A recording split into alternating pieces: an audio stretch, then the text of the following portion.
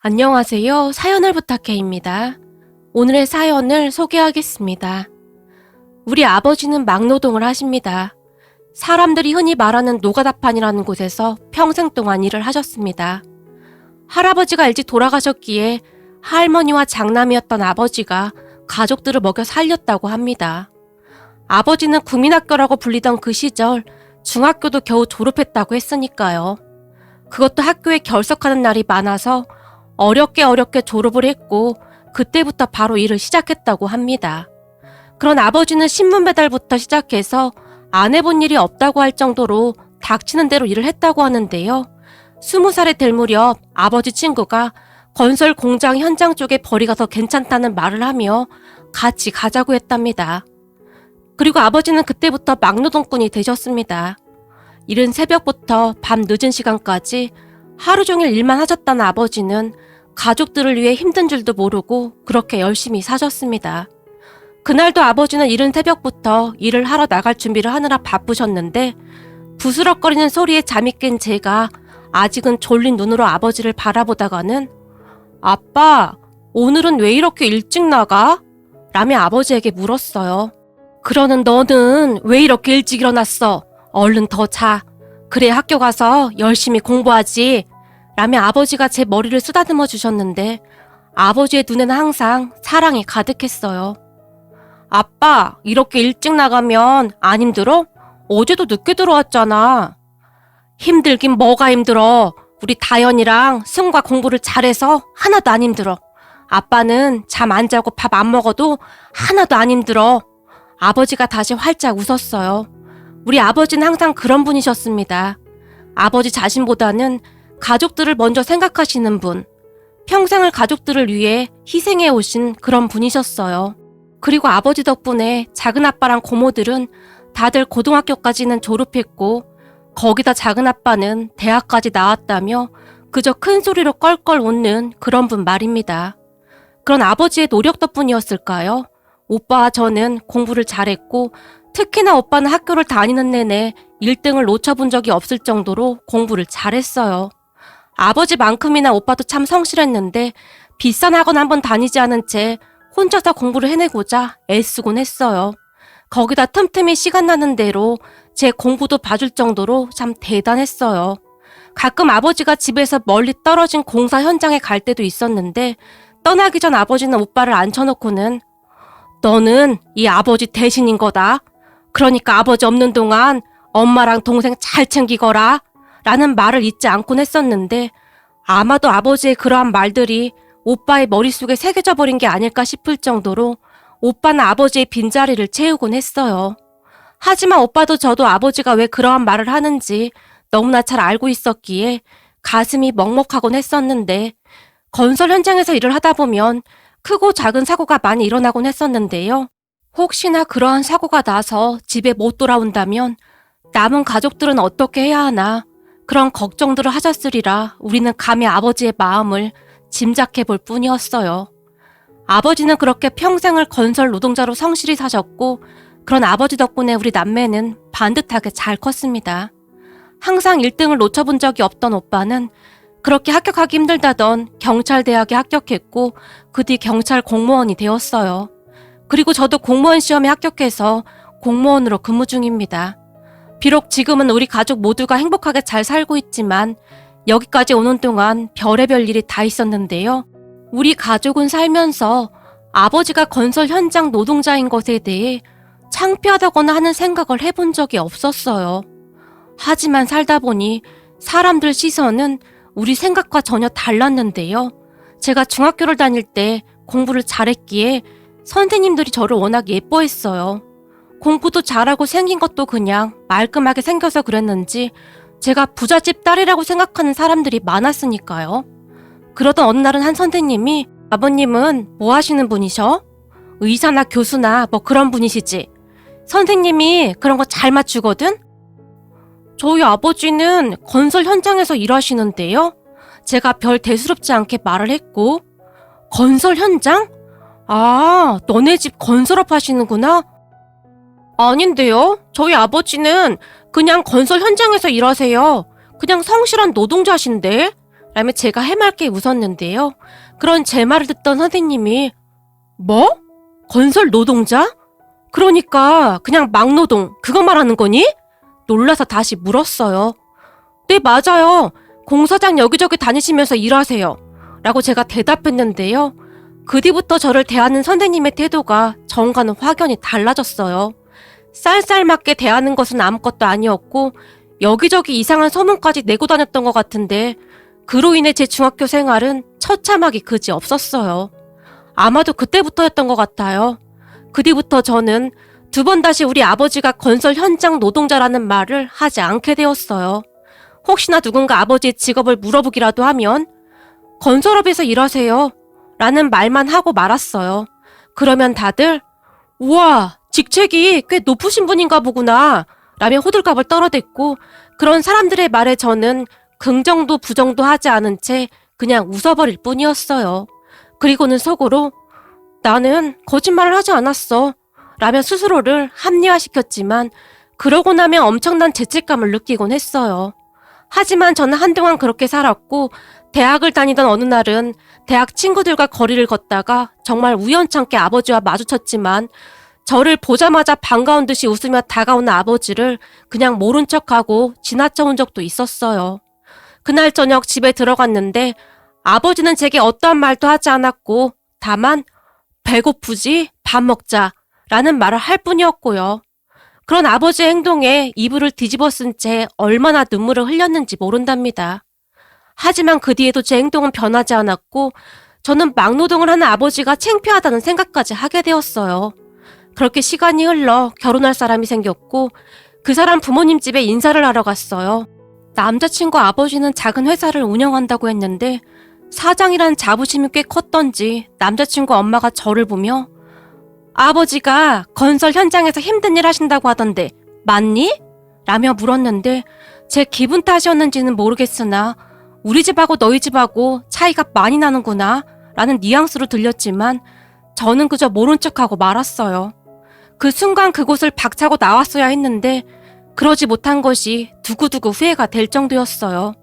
그렇게 얼마 뒤 우리는 상견례를 하게 되었고 상견례를 하면서 남자친구 엄마가 지금 건설 현장에서 일하고 계신다고 들었습니다. 라고 우리 아버지에게 물었어요.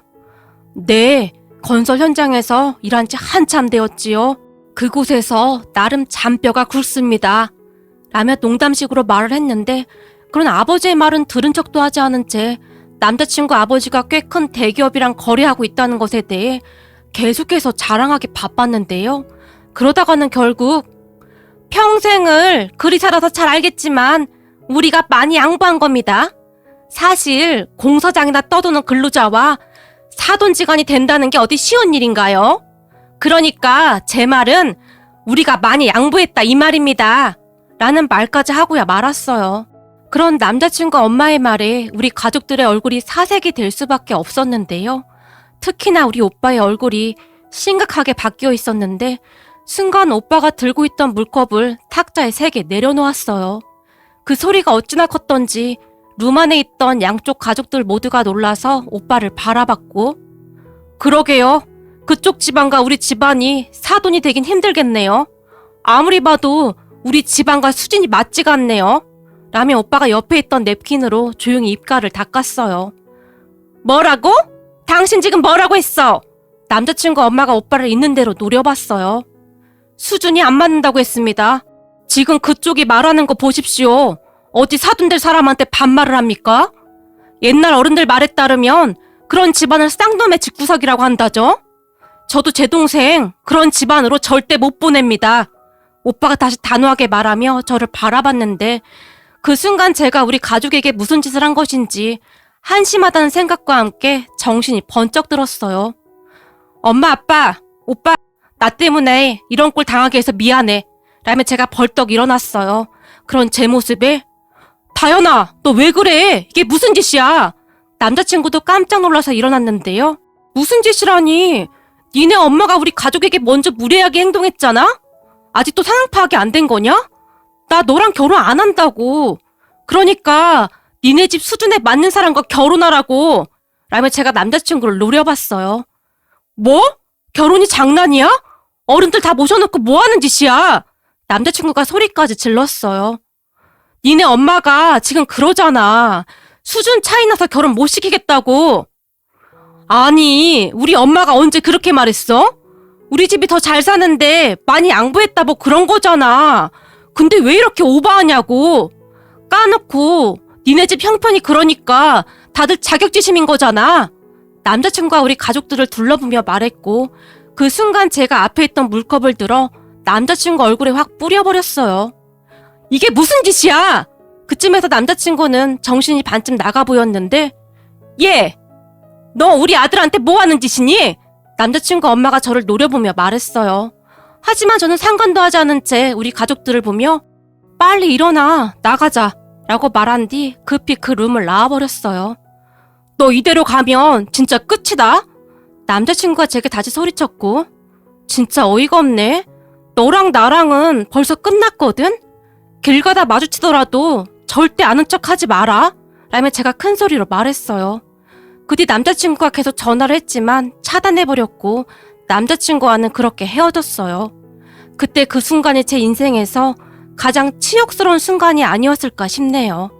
우리 아버지에게 너무나 큰 상처를 드린 것 같아서 감히 아버지 얼굴을 똑바로 바라볼 수조차 없었어요.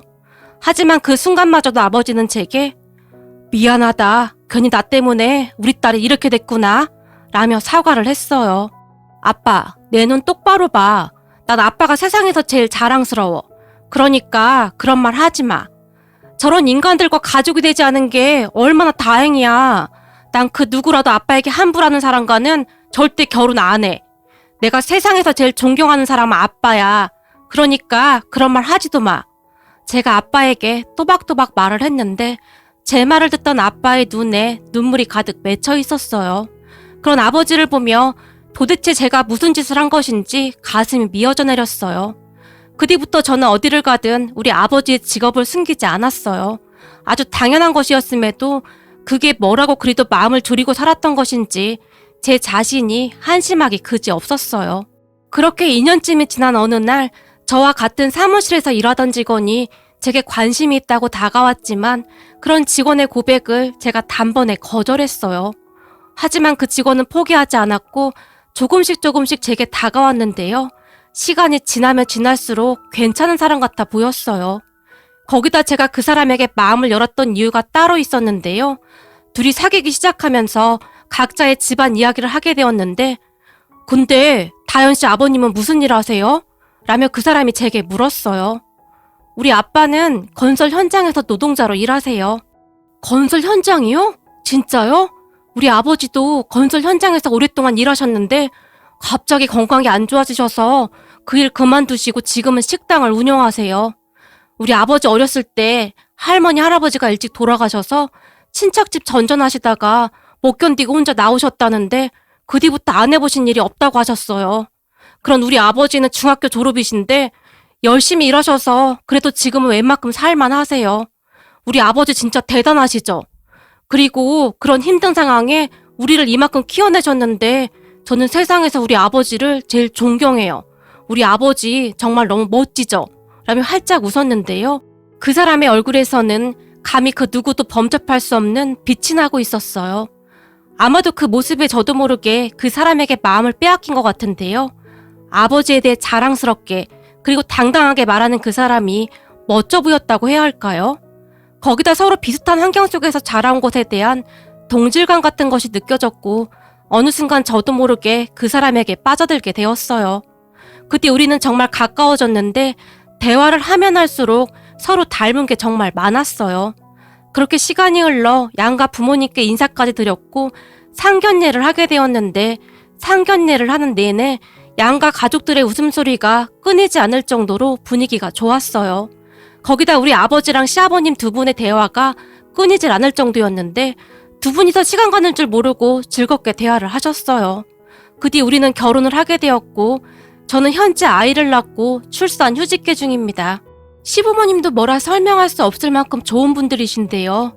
우리 아버지는 얼마 전부터 일을 그만두셨기에 시아버님과 우리 아버지는 시간만 되면 두 분이서 만나서 수다 떨기 바쁠 지경이었어요. 그런 두 분을 보며 우리 시어머님이 아니 여자들도 아니고 무슨 남자들이 저리도 할 말이 많을까나? 신기하지 않니? 우리가 인연은 인연인가 보다 라며 신기해하실 정도였어요.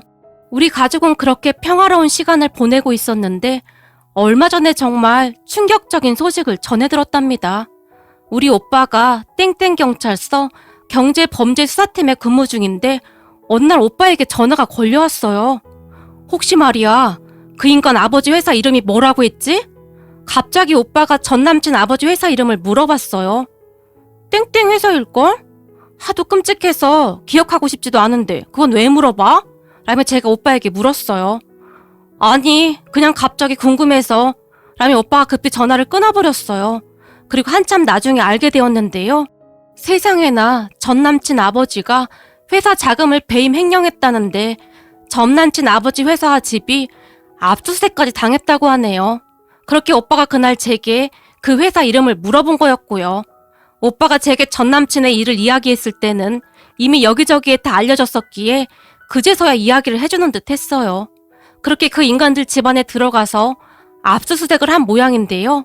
전 남친 엄마가 겁에 질린 채 있었다는데 어찌나 겁에 질려있던지 우리 오빠도 못 알아보더랍니다. 그런데 얼마 후에 전 남친만이 우리 오빠를 알아본 것 같다는데 눈이 휘둥그레진 채 서 있었다고 합니다. 아마도 나중에 자기들끼리 이야기를 하지 않았을까 짐작만 해볼 뿐입니다. 오빠 말로는 그 인간 아버지의 죄가 절대 가볍지 않았기에 형을 피하기 어려울 것 같다고 했는데요. 거기다 전 남친이 결혼한 지 얼마 되지도 않았다는데 아버지 회사가 그렇게 되고 이혼까지 당했다는 소리만 얼핏 들었네요. 그 말을 듣는 순간 상견례 날 우리 가족에게 했던 짓들이 생생하게 생각나면서 결국 그렇게 벌 받는구나 라는 생각마저 들었습니다. 그리고 이런 말하기 그런데 그런 짓과 엮이지 않은 것이 얼마나 다행이었는지 가슴을 몇 번이나 쓸어내렸는지 모르겠습니다. 우리 시댁이 돈이 많거나 그런 건 아니지만 다들 좋은 분들이어서 저는 정말 행복하답니다. 돈보다는 사람 인성이 중요한 거 아니겠습니까? 오늘의 사연은 여기까지였습니다. 즐겁게 보셨다면 구독, 좋아요 부탁드립니다. 고맙습니다.